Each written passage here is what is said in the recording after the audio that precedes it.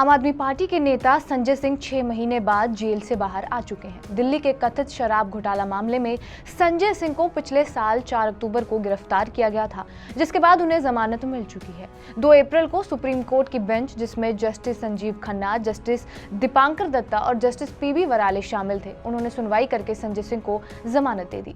181 दिन तक तिहाड़ जेल में बंद रहे संजय की गिरफ्तारी में सुप्रीम कोर्ट ने कहा कि संजय सिंह की जमानत को मिसाल न माना जाए। कोर्ट ने यह भी कहा कि जमानत पर छूटने के बाद संजय सिंह राजनीतिक गतिविधियों में हिस्सा ले सकते हैं, लेकिन जाहिर सी बात है वो इस मामले के बारे में किसी को भी किसी तरह का बयान नहीं देंगे।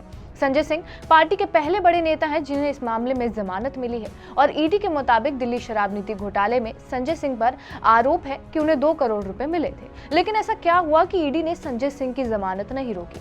क्योंकि आम आदमी पार्टी के बाकी नेता जैसे मनीष सिसोदिया, सत्येंद्र जैन, उनके केस में भी सुनवाइयों का दौर जारी था, लेकिन उनकी जमानत का ईडी ने हर बार विरोध किया है। इसी वीडियो में हम आपको यही बताएंगे। नमस्कार, मेरा नाम है रिया शर्मा और आप देख रहे हैं TV net digital. Supreme court में जब सुनवाई हुई तब संजय सिंह के वकील अभिषेक मनु सिंघवी ने जमानत की मांग करते हुए कहा कि उनके पास से कुछ भी बरामद नहीं हुआ है, उनके भागने की भी आशंका नहीं है। ऐसे में कोर्ट को मामले में दखल देना चाहिए और संजय सिंह की जमानत कर देनी चाहिए। सिंघवी की दलीलें सुनने के बाद कोर्ट ने ईडी की ओर से पेश एडिशनल सॉलिसिटर जनरल यानी एएसजी एसवी राजू से कहा कि संजय सिंह 6 महीने से जेल में है, उनसे कोई भी तरह की बरामदगी नहीं हुई है। कोर्ट ने राजू से निर्देश लेकर लंच ब्रेक के बाद कोर्ट को सूचित करने को कहा और इसी संबंध में पीएमएलए कानून की धारा 45 का भी जिक्र किया, जो जमानत के मामले में थी।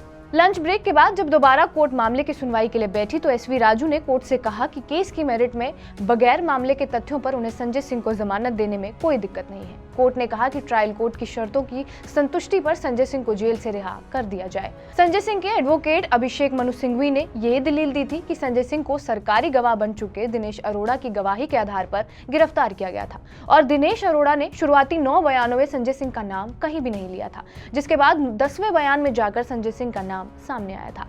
आपको ये भी बता देते हैं कि दिनेश अरोड़ा शराब घोटाले में गिरफ्तार होने वाले सबसे पहले आरोपियों में से एक है। ईडी की चार्जशीट में आरोप लगाया गया था कि दिनेश अरोड़ा ने दिल्ली के मुख्यमंत्री अरविंद केजरीवाल से उनके आवास पर मुलाकात की थी। इस दौरान संजय सिंह भी वहीं थे। हालांकि ये भी कहा गया था कि संजय सिंह और दिनेश अरोड़ा के बीच हुई मुलाकातों में कई बार रेस्टोरेंट मालिकों से भी मुलाकात हुई थी। खैर, आपको ये भी बता देते हैं कि संजय सिंह की गिरफ्तारी के दौरान ईडी ने क्या क्या दलीलें दी थी। संजय सिंह की गिरफ्तारी के बाद जब ईडी ने उनकी हिरासत मांगी थी तब उन्हें मुख्य साजिशकर्ता करार दिया गया था। हालांकि संजय सिंह दिल्ली के कथित शराब घोटाले में आरोपी नहीं है, जिसकी जांच सीबीआई कर रही है, बल्कि ईडी ने उन पर कथित घोटाले से मिले पैसे को लीगल बनाने का आरोपी बनाया था। इसको और आसान शब्दों में कहें तो संजय सिंह का केस बिल्कुल दिल्ली के मुख्यमंत्री केजरीवाल की तरह है। केजरीवाल भी शराब घोटाले में भ्रष्टाचार के आरोपी नहीं है, बल्कि उन पर मनी लॉन्ड्रिंग का आरोप है। पीएमएलए कानून यानी prevention of money laundering act का सेक्शन 3 गैर कानूनी तरीके से हासिल धन को छिपाने को भी अपराध मानता है। लेकिन सवाल यही है कि ईडी ने इसका विरोध क्यों नहीं किया। दरअसल जब सिंघवी बहस कर रहे थे तब जस्टिस खन्ना ने कहा कि ईडी को बताना चाहिए कि आखिर एजेंसी ने आम आदमी पार्टी नेता की कोई संपत्ति क्यों नहीं जब्त की। सुप्रीम कोर्ट ने पूछा कि संजय सिंह 6 महीने से जेल में, अब और जेल में क्यों रखा जाए उन्हें। इस पर ईडी ने कहा कि उसे संजय सिंह को जमानत देने पर कोई ऐतराज नहीं है। सुप्रीम कोर्ट ने यह भी कहा कि अगर ईडी जमानत का विरोध करेगी तो कोर्ट को पीएमएलए के तहत जमानत पर विचार करना होगा।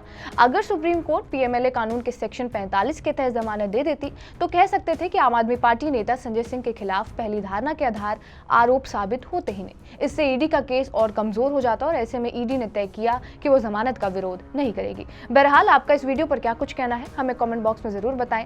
बाकी देश और दुनिया की तमाम बड़ी खबरों के लिए बने रहिए हमारे साथ टीवी 9 डिजिटल पर।